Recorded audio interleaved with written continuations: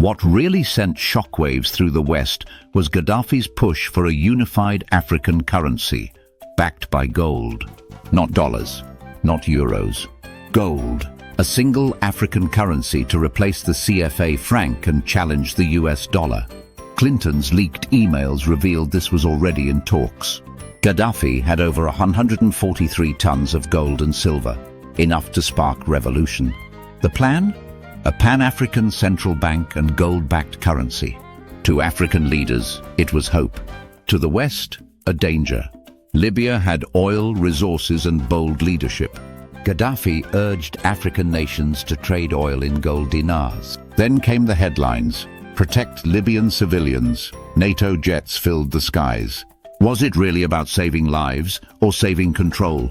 Before the intervention, Libya had free education, healthcare and housing. After, chaos, civil war, slave markets. Gaddafi, brutally killed. We came, we saw, he died. Clinton laughs. For some, it was a joke. For Africa, a lost dream. The gold dinar was never born. Western currencies remained in power. Gaddafi wasn't perfect, but he dreamed big. And that might have been his greatest crime. The West feared his vision for African unity. What do you think?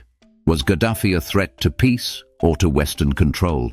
Let us know in the comments. Like, share and subscribe for more African stories they don't want you to hear. Hit the bell to stay informed. Infographics Naija, uncovering facts, revealing truth.